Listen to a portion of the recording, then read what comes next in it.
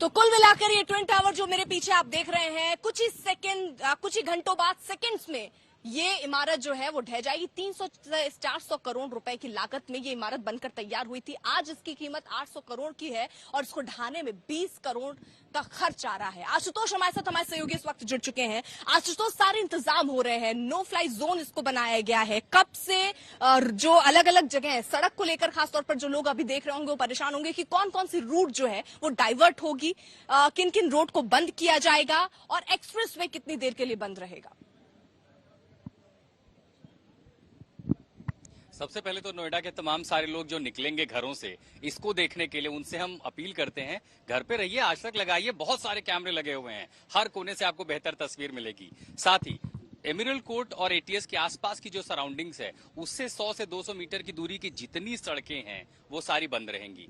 जहां तक greater Noida expressway की बात है, देखिए ब्लास्ट होना है लगभग 2:30 बजे, तो वो सवा 2 बजे से लेकर के और धमाके के बाद भी 20 मिनट तक, यानी पूरा हाईवे आधे घंटे से ज्यादा के लिए बंद नहीं होगा। और वो इसीलिए बंद कर रहे हैं कि कहीं कोई अनहोनी ना हो। भाई इतनी बड़ी इमारत गिर रही है, उसमें ब्लास्ट होंगे, कहीं पार्टिकल्स उड़ के तो नहीं जा रहे, उसकी रेडियस कितनी हो सकती है। हालांकि जो पीपीवी है, ये जो पार्टिकल वेलोसिटी है वो कैलकुलेट की गई है 30 के लगभग, और भारत में अगर कहीं धमाके होते हैं तो पार्टिकल वेलोसिटी की अनुमति 35 है। पार्टिकल वेलोसिटी क्या है? धमाके से कोई टुकड़ा उड़कर जिस रफ्तार से जाएगा वो है उसकी स्पीड। कैलकुलेट जो की गई है यहाँ गणित और फिजिक्स से, वो 30 की रफ्तार बताई, यानी ज्यादा दूर वो जा भी नहीं सकते, लेकिन एहतियात के तौर पर ये कदम लिए गए हैं। तो जब धमाका होगा ज्यादा दूर तक टुकड़े उसके बड़े जाएंगे नहीं। एशेस जो है, जो डस्ट निकलेगी, उसके बारे में आपको बता दें, इस समय जो हवा है वो उत्तर पश्चिम से दक्षिण पूर्व की ओर चल रही है। उत्तर पश्चिम से दक्षिण पूर्व, यानी जहां पर आप खड़ी हैं, ये इसका जो डस्ट पार्टिकल है अर्पिता, ये उस तरफ नहीं जाएगा। ये एमरल्ड कोर्ट के पीछे का जो हिस्सा है, इसकी सारी धूल उड़कर लगभग उस तरफ जाएगी। हालांकि इस समय जो हवा की रफ्तार है वो सामान्य से थोड़ी ज्यादा है, लगभग 15 किलोमीटर प्रति घंटे से थोड़ी सी ज्यादा है, और ऊपर से हवा की डायरेक्शन फिलहाल अभी यही दिखाई पड़ रही है। तो अगर ये ऐसे ही चलती रही तो डस्ट के ज्यादातर हिस्से, जो बहुत ऊंचा गुबार हवा में नहीं उठेगा। नो फ्लाइंग जोन इसीलिए बनाया गया है कि धमाके से कुछ देर पहले इसको नो फ्लाइंग जोन कर देंगे, ताकि इसके ऊपर से एहतियात के तौर पर कोई जहाज ना गुजरे। लेकिन जैसे ही खत्म हो जाएगा उसको फिर से रिस्टोर कर दिया जाएगा। तो इसका गुबार जो है हवा में बहुत ऊंचा जाएगा नहीं।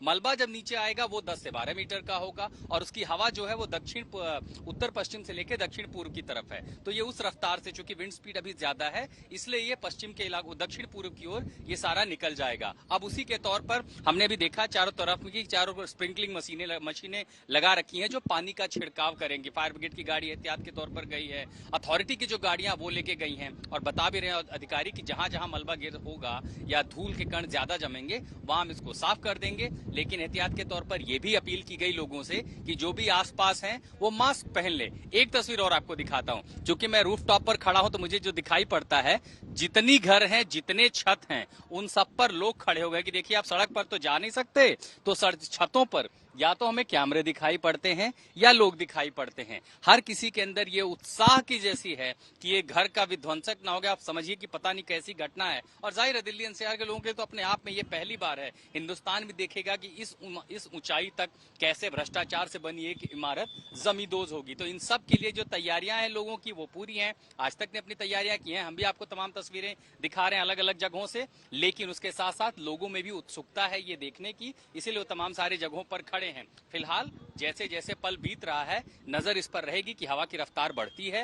हालांकि मौसम को देख करके कहीं से ऐसे मिजाज नहीं है कि बादल आएंगे या बारिश हो सकती है। एक मुश्किल यही जरूर होगी 1 से 2 घंटे तक, जब वो एशेस हवा में फ्लाई करेंगे। उसके बाद ये मान के इतना ही नहीं, जो भारी मात्रा में मलबा गिरेगा उसके साथ जो बड़े पार्टिकल्स हवा में उड़ते हैं उनको 10 मिनट में ही सेटल हो जाना है। ये भी अनुमान जो है वो कैलकुलेशन कर ली गई है। विशेषज्ञों ने मुझे बताया था कि वो 10 मिनट में सेटल हो जाएगा, जिसको प्रेसिपिटेट कहते हैं। लेकिन जो पतले बहुत माइन्यूट पार्टिकल्स होंगे वो कुछ देर तक रह सकते हैं।